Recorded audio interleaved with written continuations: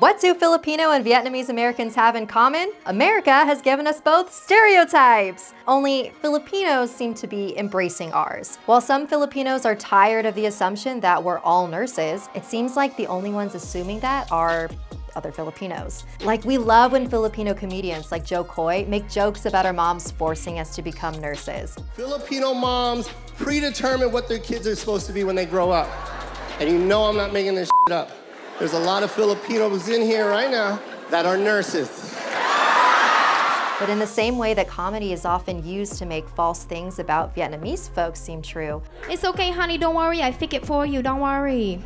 Chúc mừng năm mai bọn em sẽ lắm tiền kìa lo món cho Filipinos are defining a core part of our identity by something that wasn't even our choice. After all, America built nursing institutions in the Philippines so they could exploit us for cheap labor. Yet, we never call out the system that made us nurses, only our family members and friends. So while the nursing stereotype undeniably holds some truth, are Filipinos only making it worse? And has history already shown us that these jokes often turn into something more dangerous? I'm Sapphire Sandalo, and this is Breaking The Tabo, where we talk real shit.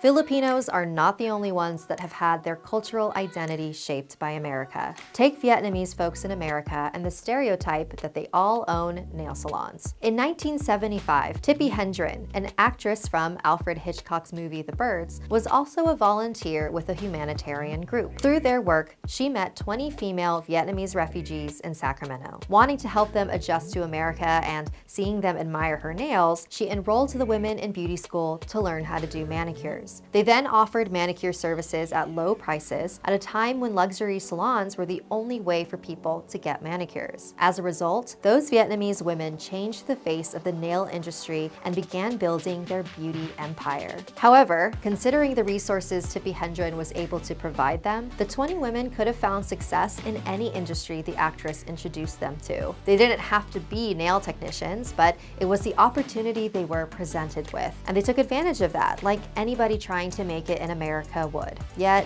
people make fun of Vietnamese folks for being in this business, as if it wasn't their experiences in America that caused it. And it was America that decided nursing would be one of the only paths provided to Filipinos. When we immigrate to America or are born into an immigrant family where the pressure to succeed is extremely high, nursing and healthcare becomes the obvious career choice. While our titas may feel like the main pressure to pursue the medical field, the cause is much deeper: America's attempt to make up for their own shortage. Because we see that minorities in America are already easily blamed for things that aren't our fault. Take COVID-19. Rather than the government being held accountable for their pandemic response, Asian Americans took the fall for the rising cases, causing Asian hate crimes to skyrocket. And the same America that encouraged us to immigrate so they could have cheap labor watched and did nothing as we were assaulted and told to leave. 61-year-old Noel Quintana was slashed with a box cutter on New York's Elle train, and not one person tried to help him. 70-year-old Cesar Ichano and a 65-year-old Filipino woman were physically assaulted in California and New York, respectively. They were also told that they didn't belong here, again, as if it wasn't American occupation that brought us. Even though America has provided our families with a lot of opportunities, for example, with our successful titas in the medical field,